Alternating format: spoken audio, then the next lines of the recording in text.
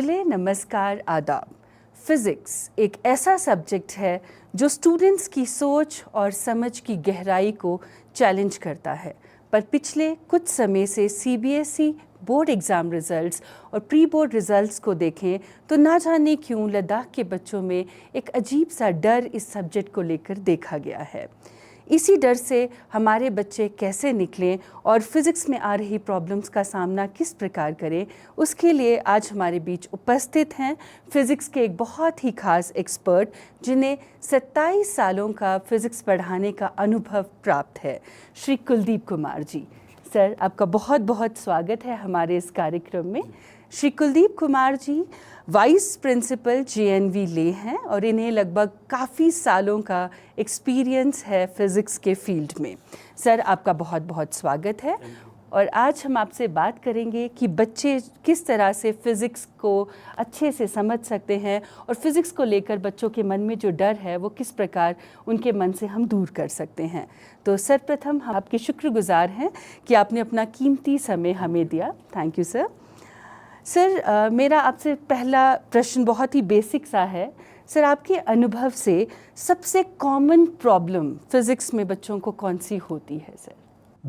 मेरे अकॉर्डिंग जो बच्चों को कॉमन प्रॉब्लम आती हैं फ़िज़िक्स में, एक तो डेरिवेशंस में आती हैं, एक न्यूमेरिकल सॉल्व करने में आती हैं। जी सर।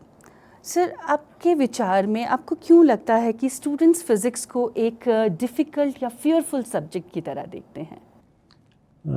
मेरे अकॉर्डिंग फ़िज़िक्स एक फ़ियरफुल सब्जेक्ट नहीं है, बट इसमें यह है कि बच्चों का अगर बेसिक क्लियर नहीं है, उनके कॉन्सेप्ट अगर क्लियर नहीं है, तो उनको वो फिर फ़िज़िक्स डिफ़िकल्ट भी लगता है, बोरिंग भी लगता है। जी सर। सर, जैसा कि हमें पता है सीबीएसई सिलेबस में हर एक यूनिट और चैप्टर को अलग अलग वेटेज दी जाती है, तो कृपया आप हमारे बच्चों को बताएं कि किन किन यूनिट्स और चैप्टर्स पे ज़्यादा फोकस करने से हमारे बच्चे परीक्षा में अधिक अंक ला सकते हैं। सबसे पहले तो मैं कहना चाहूँगा कि हमें अपने फ़िज़िक्स के पूरे सिलेबस को समझना पड़ेगा। अभी हमारा जो सीबीएसई ने काफ़ी रिडक्शन किया हुआ है। पहले जो सिलेबस था आज से 4-5 साल पहले, वो काफ़ी सिलेबस हुआ करता था, लेकिन अभी कुछ सिलेबस रिड्यूस किया हुआ है। तो मैं बच्चों को ये कहना चाहूँगा कि सबसे पहले जो फ़िज़िक्स का सिलेबस है उसको समझना काफ़ी ज़रूरी है। हमारे फ़िज़िक्स के सिलेबस में 14 चैप्टर्स हैं, 14 चैप्टर्स हैं, उनका अपना अलग अलग वेटेज है। कुछ चैप्टर हमारे ईजी हैं, कुछ चैप्टर हमारे डिफ़िकल्ट हैं, कुछ चैप्टर हमारे मॉडरेट हैं। तो मैं थोड़ा सा बताना चाहूँगा कि जो 14 चैप्टर्स हैं उसमें, तो फर्स्ट चैप्टर हमारा स्टार्ट होता है इलेक्ट्रिक फील्ड और चार्जेस से। सेकंड चैप्टर है हमारा इलेक्ट्रिक पोटेंशियल और कैपेसिटेंस से। थर्ड चैप्टर हमारा इलेक्ट्रिसिटी से या करंट इलेक्ट्रिसिटी। फोर्थ चैप्टर हमारा मूविंग चार्ज एंड मैग्नेटिज्म से है। इस नेक्स्ट चैप्टर हमारा मैग्नेटिज्म एंड मैटर है। इसके नेक्स्ट चैप्टर हमारा फिर EMI आ जाता है, इलेक्ट्रोमैग्नेटिक इंडक्शन जिसको हम बोलते हैं। इसके नेक्स्ट चैप्टर हमारा फिर अल्टरनेटिंग करंट आता है। इसके बाद फिर इलेक्ट्रोमैग्नेटिक वेव्स आता है। इसके बाद फिर चैप्टर हमारा रे ऑप्टिक्स आता है, वेव ऑप्टिक्स आता है। इसके बाद हमारा dual nature of radiation and matter आता है। देन एटम एंड न्यूक्लियाई है। लास्ट चैप्टर हमारा सेमीकंडक्टर डिवाइसेस है। सीबीएसई का अगर हम पैटर्न देखें तो सीबीएसई ने इन चैप्टर्स का जो वेटेज डिसाइड किया हुआ है, हमारे जो फर्स्ट 3 चैप्टर्स हैं उनका जो वेटेज है वो 16 मार्क्स का है। नेक्स्ट जो हमारे 5 चैप्टर्स हैं उनका वेटेज हमारा 17 मार्क्स का है। इसके बाद जो नेक्स्ट चैप्टर्स हैं वो कंबाइन किए हुए हैं, एक्चुअली यूनिट में भी डिवाइड किया हुआ है, तो वो हमारे 18 मार्क्स के हैं। इसके बाद हमारे 3 चैप्टर्स हैं जिसमें हमारा ड्वेल नेचर है, एटम है, न्यूक्लियाई है, ये 12 मार्क्स का है। और जो लास्ट चैप्टर है हमारा वो 7 मार्क का है। तो ओवरऑल हम देखें तो हमारा ये 70 मार्क का चैप्टर टोटल कंटेंट हमारा बनता है। अगर मैं एग्जामिनेशन पॉइंट ऑफ व्यू से बात करता हूँ तो हमारा जो अभी लेटेस्ट चेंजेज आया है उसमें हमारा जो एग्ज़ाम है वो 3 सेक्शन में डिवाइड होता है। Section A, section B, section D, section C, section D and section A. उनका अपना अपना एक नंबर ऑफ़ क्वेश्चंस कितने आते हैं मैं थोड़ा डिटेल में बताऊंगा बाद में। सर, अक्सर जब हम स्टूडेंट्स से बात करते हैं तो हम देखते हैं कि ज़्यादातर बच्चों को फ़िज़िक्स के कुछ टॉपिक्स बहुत ही ज़्यादा डिफ़िकल्ट लगते हैं। तो आपको क्या लगता है सर कि क्यों बच्चे कुछ टॉपिक्स उनके लिए इतने चैलेंजिंग हो जाते हैं सर? एक्चुअली फ़िज़िक्स देखा जाए तो अपने आप में एक डिफ़िकल्ट सब्जेक्ट तो है ही, लेकिन अगर हम थोड़ा सा उसमें अपने आप को इन्वॉल्व करें तो कोई भी चैप्टर बहुत ज़्यादा डिफ़िकल्ट नहीं है, बट फिर भी मैं कहूँगा कि कुछ चैप्टर हमारे ईज़ी भी हैं, कुछ चैप्टर हमारे कुछ मॉडरेट भी हैं, कुछ चैप्टर हमारे डिफ़िकल्ट भी हैं। जी जी। सर, क्या आपको लगता है कि किसी भी सब्जेक्ट को पढ़ने और समझने में, हमें पता है कि लैंग्वेज का एक बहुत इम्पॉर्टेंट रोल है, आपको लगता है कि क्या लैंग्वेज बैरियर भी एक मेजर फैक्टर हो सकता है कि हमारे लद्दाख के बच्चों को फ़िज़िक्स समझने में दिक्कत हो रही है?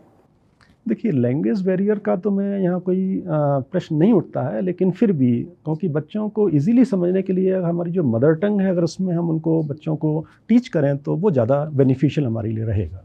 ओके सर, ठीक है। सर, आजकल के दौर में हम देखते हैं कि बच्चे काफ़ी टेक सेवी हैं, तो आपको लगता है कि टेक्नोलॉजी की मदद से हम फ़िज़िक्स को ज़्यादा इंटरेस्टिंग बना सकते हैं? डेफ़िनेटली टेक्नोलॉजी का जो अभी ट्रेंड है, हम उसका बेनिफिट भी ले सकते हैं, उसके कुछ ड्रॉबैक भी हैं। लेकिन अगर स्टूडेंट टेक्निकली अगर स्ट्रॉन्ग है और टेक्नो सेवी है तो उससे काफ़ी कुछ बने, क्योंकि आजकल यूट्यूब पे है, चैनल्स हैं हमारे, उनमें काफ़ी कुछ इन्फॉर्मेशन हमारे पास है, तो उसका हम बेनिफिट ले सकते हैं। जी सर। सर, आपको फ़िज़िक्स के फ़ील्ड में काफ़ी अनुभव प्राप्त है, तो आपके विचार से फ़िज़िक्स को लेकर बच्चों को अंडरस्टैंडिंग की कमी है या इंटरेस्ट की? एक्चुअली मेरे अकॉर्डिंग बच्चों में थोड़ा-सा इंटरेस्ट की कमी है, और उसका सबसे मेन रीज़न ये है कि उनका जो प्रीवियस बैकग्राउंड है, अगर कोई क्योंकि फ़िज़िक्स को समझने के लिए हमें अपना जो प्रैक्टिकल उसमें भी हमको अपने आप को इन्वॉल्व करना पड़ेगा, और फ़िज़िक्स को हम by learning by doing method से ज़्यादा अच्छी तरह से समझ सकते हैं, ऐसा मेरा विचार है। सर, लेबॉरेटरी वर्क आप कहेंगे कि वो बेटर होगा rather than just focusing on the class? क्योंकि लेबोरेटरी में जब हम एक्सपेरिमेंट वगैरह करते हैं तो हमारे कुछ कॉन्सेप्ट और क्लियर होते हैं जो हमारे थ्योरी से रिलेटेड होते हैं। ठीक सर। सर, पेरेंट्स को बच्चों का प्रथम गुरु कहा जाता है, तो आपको लगता है कि पेरेंट्स का इसमें इम्पॉर्टेंट रोल हो सकता है बच्चों के मन से फ़िज़िक्स के डर को भगाने के लिए? देखिए, सबसे पहले तो ये है कि पेरेंट्स को बच्चों को सपोर्ट करना पड़ेगा। उनको ये नहीं है कि भई आपको इतना मार्क्स लेके आना है, उसमें उनको बर्डन नहीं देना है, बच्चों को अपने अकॉर्डिंग काम करना है, बस उनको एक सपोर्ट की ज़रूरत होती है पेरेंट्स के लिए। सर, जेके बोस से सीबीएसई बोर्ड में हमने रिसेंटली ही लद्दाख में शिफ्ट किया है, तो आपको लगता है कि बच्चों को पैटर्न समझने में अभी दिक्कत का सामना हो रहा है यहाँ पे? देखिए, कई बार क्या होता है कि अपने अलग-अलग बोर्ड का अपना अलग-अलग एग्ज़ामिनेशन पैटर्न होता है, उनका अप्रोच अलग-अलग होता है। सीबीएसई ने काफ़ी अभी लिबरल किया हुआ है एग्ज़ामिनेशन पैटर्न को, और अगर मैं एग्ज़ाम की बात करूँ, जैसा मैंने बताया कि हमारा जो एग्ज़ाम है सीबीएसई का, अभी रिसेंटली जो चेंज किया है उसमें हमारे कॉम्पिटेंसी बेस्ड क्वेश्चंस आते हैं, उसमें केस स्टडी क्वेश्चंस आते हैं। एक्चुअली अभी हमारा जो सीबीएसई है वो ये देखता है कि बच्चों के अंदर लॉजिकल थिंकिंग कितना है, कॉम्पिटेंसी कितना है, वो उसको चेक करते हैं, उसी के अकॉर्डिंग वो क्वेश्चन पेपर को फ्रेम करते हैं। जैसा कि मैंने पहले बताया कि हमारा जो 5 सेक्शंस में क्वेश्चन पेपर डिवाइड होगा। सेक्शन ए, उसमें हमारे मल्टीपल चॉइस क्वेश्चंस होंगे, एमसीक्यू जिसको हम बोलते हैं। इसमें 4 क्वेश्चन हमारे असर्शन रीजन्स के आते हैं। इसके बाद हमारे 2 मार्क क्वेश्चंस हैं, 3 मार्क क्वेश्चंस हैं, 4 मार्क क्वेश्चन जिसको हम केस स्टडी क्वेश्चंस कहते हैं, जिसमें हमारे 2 क्वेश्चंस आते हैं, और लास्ट में हमारा जो सेक्शन ई होता है उसमें हमारे 5 मार्क के क्वेश्चंस आते हैं। तो इस तरह से हमारा सीबीएस है। तो बच्चों को सबसे पहले हमें उसका पैटर्न समझना पड़ेगा पेपर को क्रैक करने के लिए। जी सर। सर, हम तकरीबन देखते हैं ज़्यादातर बच्चों को न्यूमेरिकल सॉल्व करने में काफ़ी प्रॉब्लम आती है, और ख़ासकर उन बच्चों को जो मेडिकल बैकग्राउंड से हैं। सर, मैथमेटिकल स्किल्स को कैसे इम्प्रूव किया जाए उन बच्चों में जो मेडिकल बैकग्राउंड से आते हैं? देखिए, मेडिकल बैकग्राउंड्स के बच्चों के लिए बट यही होता है कि थोड़ा-सा उनका मैथमेटिकल स्किल कम होता है, लेकिन मैं एक अप्रोच के लिए बात करता हूँ कि अगर हमें न्यूमेरिकल सॉल्व करना है, तो सबसे पहले हमें फ़ॉर्मूले क्लियर होना चाहिए। हम उसके लिए कर सकते हैं कि हमारा जो चैप्टर वाइज़ फ़ॉर्मूले हैं उनको हम ले लें। उसके बाद फिर हम जब न्यूमेरिकल्स करें तो सबसे पहले हम ईज़ी न्यूमेरिकल्स करें, जिससे हमारे पास एक कॉन्फिडेंस बिल्ड होगा बच्चों के अंदर। इसके बाद फिर हम थोड़ा-सा डिफ़िकल्ट न्यूमेरिकल की तरफ जाएँ। अगर डिफ़िकल्ट न्यूमेरिकल नहीं हो रहा है तो फिर हम वापस कॉन्सेप्ट की तरफ जाएँ, और कॉन्सेप्ट फिर हमारा क्लियर होगा, उसके बाद हम डिफ़िकल्ट न्यूमेरिकल्स को कर सकते हैं। जी सर। सर, अब हम बात करते हैं अपने टीचर्स की। तो टीचर्स हम जैसा कि जानते हैं कि इम्पॉर्टेंट रोल प्ले करते हैं किसी भी सब्जेक्ट में बच्चे के इंटरेस्ट को बढ़ाने के लिए। तो आप हमारे टीचर्स के लिए क्या स्ट्रैटेजीज़ रिकमेंड करेंगे ताकि फ़िज़िक्स के लिए वो बच्चों को और ज़्यादा फ़िज़िक्स उनके लिए इंटरेस्टिंग और अप्रोचेबल बना सके? टीचर्स के लिए मेरा यही कहना है कि हमारे जो PYQs हैं, प्रीवियस ईयर क्वेश्चंस हैं CBSE के, हमारी वेबसाइट पे NCERT जो हमारी CBSE की वेबसाइट है वहाँ से मिल जाते हैं। तो वो ये देख सकते हैं कि हमारा ट्रेंड क्या है, हमारे कौन से चैप्टर्स जिसमें से क्वेश्चंस आए हुए हैं उनका हम एक लिस्टिंग कर सकते हैं। उसके बच्चों को हम उनका कुछ डेरिवेशंस हैं, क्योंकि कुछ जैसे मैंने आपको पहले ही बताया कि कुछ हमारे इजी चैप्टर्स हैं। फॉर एग्जांपल अगर मैं बात करूं कि हमारा सबसे स्कोरिंग चैप्टर है 7 मार्क्स का, लास्ट चैप्टर है सेमीकंडक्टर फिजिक्स का, ठीक है। और वो चैप्टर पहले काफ़ी लेंदी हुआ करता था, उसमें से ट्रांजिस्टर है, ऑसिलेटर है, एम्पलीफायर, ये सब चीज़ें बिल्कुल डिलीट हो गई उसमें से। तो वो इस चैप्टर काफ़ी हमारे लिए स्कोरिंग है। इसके अलावा एटम है, न्यूक्लियाई हैं। इन माई ओपिनियन ये कुछ चैप्टर ऐसे हैं जो स्कोरिंग भी हैं और ईजी भी हैं। सर, मेरा आपसे अगला प्रश्न ये रहेगा कि बच्चों के लिए पढ़ने की क्या स्ट्रैटेजी रहनी चाहिए, किस तरह से वो पेपर को सॉल्व करे कि वो परीक्षा में अच्छे अंक ला सके? थोड़ा विस्तार में बताइए सर। इसमें मैं यही कहना चाहूँगा कि बच्चे सबसे पहले तो हमारे जो फार्मूले हैं उनका एक चैप्टर वाइज फार्मूले बनाएं। उसके बाद उनका फार्मूले बेस्ड जो क्वेश्चंस हैं हमारे, सबसे पहले इजी क्वेश्चंस को अप्रोच करें। अगर इजी क्वेश्चंस हो जाते हैं तो बच्चों का एक कॉन्फिडेंस उसके अंदर आएगा।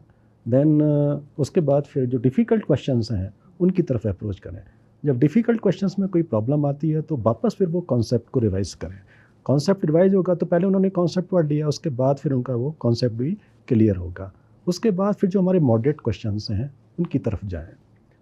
दूसरा ये है कि अगर एग्ज़ाम में आप अपेयर होने जा रहे हैं तो 1 डे बिफोर आप केवल रिवीजन करें और चिंतन करें। बहुत ज़्यादा पढ़ने की वहाँ पे आवश्यकता नहीं है। बच्चे कुछ जब एग्ज़ाम देते हैं तो वहाँ पर कुछ उनकी मिस्टेक्स होती हैं, उनको कैसे हमें रेक्टिफाई करना है। जैसे मैं कहना चाहूँ कि अगर हमारा इलेक्ट्रिसिटी का चैप्टर है उसमें कोई हमको करंट वाला डायग्राम बनाना है तो उसमें जो डायरेक्शन है, जनरली मिस्टेक ये होती है बच्चे डायरेक्शन शो नहीं करते हैं। हमारा जो रे ऑप्टिक्स का चैप्टर जिसमें हमें कोई रे डायग्राम बनाना है तो उसमें जो डायरेक्शन है रे का उसको शो नहीं करते हैं। लास्ट में जब हम सॉल्व करते हैं न्यूमेरिकल्स को, उसका यूनिट को शो नहीं करते हैं, तो वहाँ पर CBSE के थ्रू मार्क्स का डिडक्शन होता है। तो ये चीज़ें हैं, उनसे बच्चे उन मिस्टेक्स को नहीं करें। जी सर, पेपर किस तरह से सॉल्व करें बच्चे, अगर आप थोड़ा उस पर बात करें? पेपर सॉल्व करने के लिए मैं सबसे पहले ये कहूँगा कि बच्चों को सबसे पहले जो अच्छा क्वेश्चन आता है उसको सबसे पहले अटेम्प्ट करें। Sir section wise? हाँ, सेक्शन ज़रूरी है। आप जहाँ भी सेक्शन में क्वेश्चन आया है उसका एक सबसे पहले सेक्शन डालें। जैसे सेक्शन ए से या सेक्शन बी से क्वेश्चन कर रहे हैं तो कॉपी में सेक्शन डाल करके उसको सॉल्व करें।